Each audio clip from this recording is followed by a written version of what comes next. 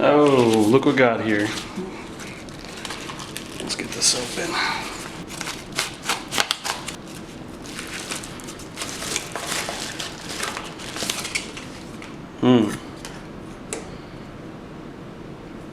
Very pretty and high quality. That's never been my complaint about Oshpark, just that they're incredibly expensive and slow, but you know, we're supporting the American manufacturer and all that. It's the little things, and I don't want to dog on them too much, but yeah, for the price that I paid on these PCBs, you'd think that they would be able to get rid of the break-off points here. I mean, I've never gotten a PCB from JLC or PCBWay that had anything close to this amount left over. Just a little disappointing, that's all.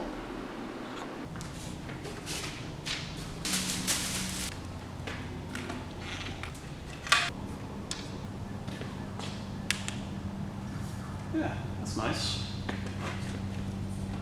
I moved into this unit about a year ago, and at the time all the lights were working, and you can see that originally you're supposed to put sodium lamps in there, but obviously the tenant that was here before me just went ahead and chose the absolute cheapest LED drop-in bulbs you could find, and now 2 out of the 4 have gone out completely, and number 3 is on the way.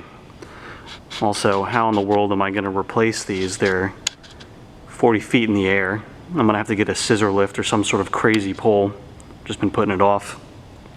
Also, don't worry about this Open 240 box. It's not live, I've checked it.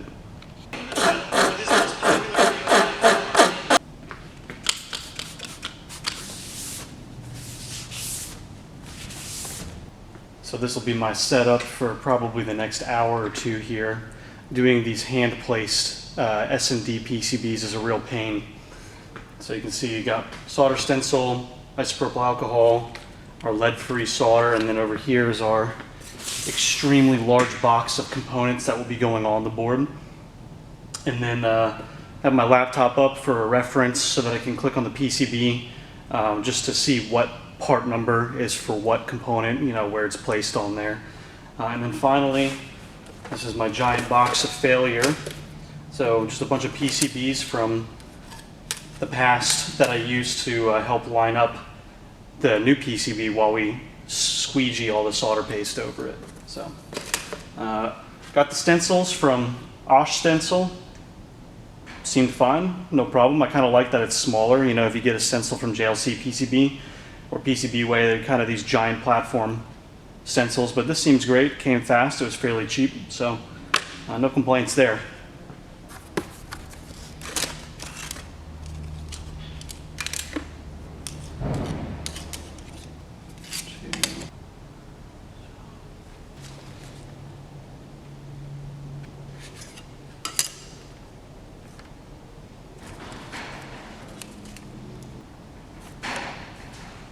I always wipe the PCB down with some IPA before I apply the solder paste, just to make sure that there's no dust or anything on there.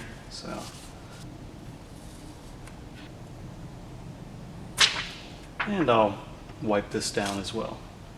With these paper towels, usually you'll get fibers stuck in the very small openings on the stencil, so usually I'll just rub it on my shirt afterwards, or you can use a chem wipe, which I have here. I'm just too lazy to figure out. Okay.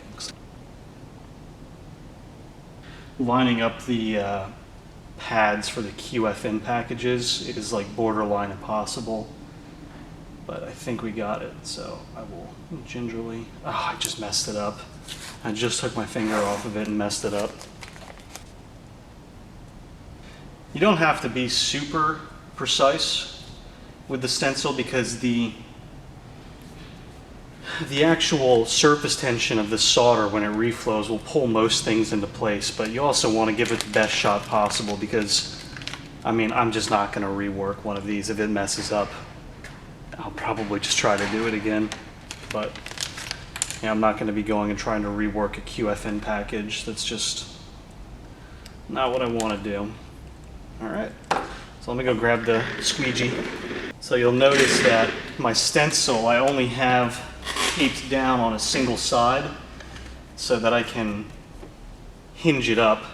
And I used to tape down 3 or 4 sides, but I found that after you actually get the solder paste where it needs to be, tearing that tape off with the stencil usually ends up messing up your placement. So I found it's better to just try your best to maintain a good squeegee action and then very gingerly pick up the stencil afterwards. And then with these stencils, you really want to maintain a pressure down somewhere while you're doing this, because if the stencil bows up in the middle, your solder paste will get mushed down by the act of the stencil bowing up and down on it, and you don't want that to happen. So there. Perfect. And how'd we do? You know what? I'm not loving it. I'd rather be patient and try this one more time, as opposed to spending all this time placing every single one of these components and then just having to do it again anyway. Get all that off.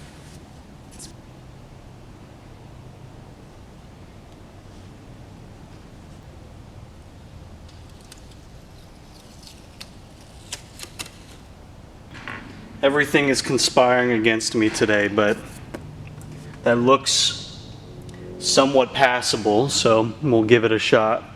Let me get all this stuff out of the way.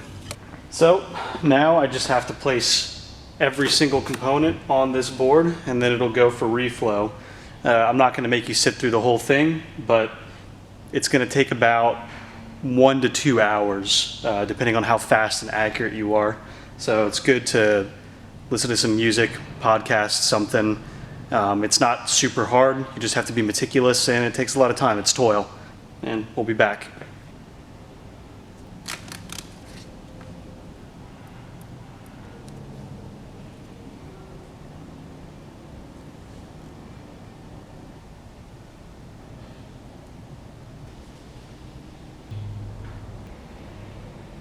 And time. Let me make sure I didn't miss anything. No, looks good. So here's a look at it before it goes in for reflow soldering. Really, there's only one thing that was messed up, and it's on this EEPROM chip down here. The two 4.7K pull-up resistors for the I2C lines, the SDA and SCL. Those footprints are an 0402, but of course the part number in the BOM is an 0603. It looks like they fit on there, like they'll reflow okay. So I'll give it a shot and see how that does. The other minor annoyance is both of the ST microelectronic parts, so the microcontroller here and the EEPROM chip, they don't have any noticeable pin 1 indicator. So they expect you to go trawling through their data sheet. I actually had to look at Stack Exchange to figure out what this one could be for pin 1, because all there's on top here is text. There's no way to know which pin 1 is, so that's pretty annoying. I don't like that about ST stuff, but besides that, everything went pretty well, so we're going to throw it in for reflow soldering now, and it'll come out afterwards. I got this Controlio reflow oven, and it's got to be one of the absolute best things I've ever spent money on. I used to use a hot plate for reflowing PCBs, but I gotta say, man, this is it. It was about $1,500 pre-built, because I didn't want to build one myself, worth every penny.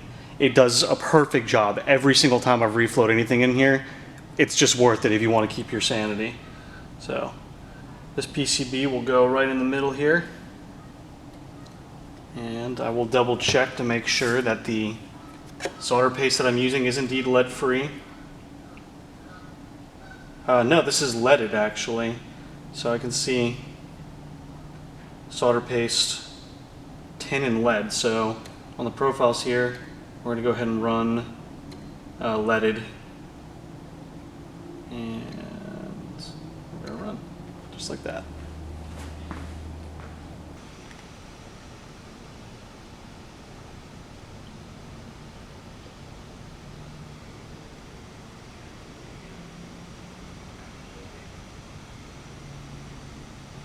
So my worst nightmare has happened, and as a result of the poor solder paste application because of the stencil bowing on me, I now have bridged legs on this LQFP 64 package on all four sides, and even more worryingly, on this tiny quad flat no lead, I've got bridged pads there, and that's going to be not fun to try to repair with the soldering iron. I'm gonna have to do my best because it took just about 2 hours to put this whole thing together. So let's take it over to the solder station and we'll see what we can do with a bunch of flux and the right tip. I've applied an extremely generous amount of flux all around the chip, and I'm using my chisel tip and I'm just kind of dragging every single leg here. And what that does is it takes the solder where it's bridged on each leg, and it'll kind of bring that bead of solder all the way to the end. And so what you end up with is clear legs until the very end, where you usually have 2 or 3 bridges on the end of every drag profile, and we'll clean that up afterwards.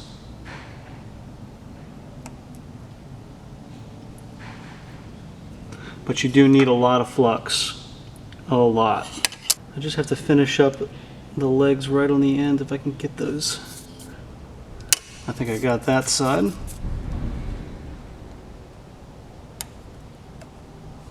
Alright, I'm going to say 3 or 4, and I just got to work on this last one. Bam, just like that. The microcontroller's good. Now I got to try to get this QFN package. And I think I need a different soldering tip for this because it's just a little too small.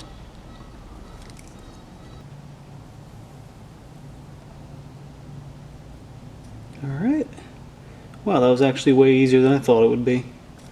Again, we're just kind of dragging across with a lot of flux. Oh yeah, that's working out great. That was actually, this is going to be easier than the LQFP package. Alright. One more side. Alright, I think that's it. Now all we gotta do is clean it. This is just some strong IPA for getting the flux off.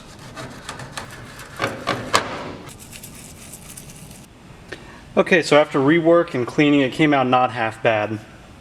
Looks pretty serviceable. I'm gonna go ahead and solder the through-hole components on the top, and then do the LEDs and the 2 push buttons here. The one final stab in the ribs, though, is I ordered the wrong USB connector. So the footprint is right, but the part number in the bill of materials is wrong, so the USB connector I have is not going to fit in this. So I'll have to order that and put it in later, but I'm going to ignore that for right now and just keep going.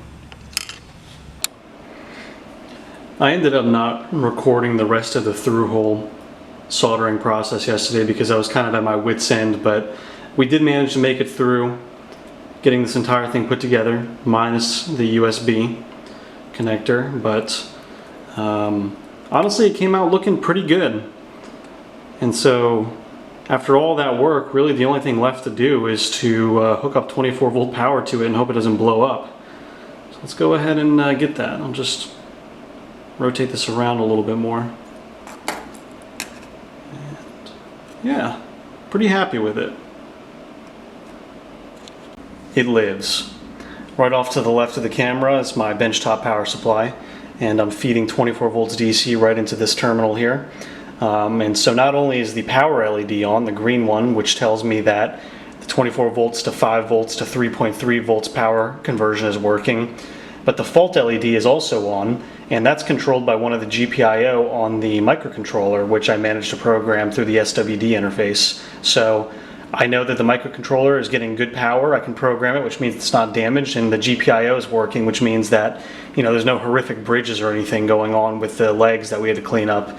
I'll have to do a bunch of software to get the Ethernet working, but we're looking pretty good right now, so I'm pretty happy. Glad it turned out.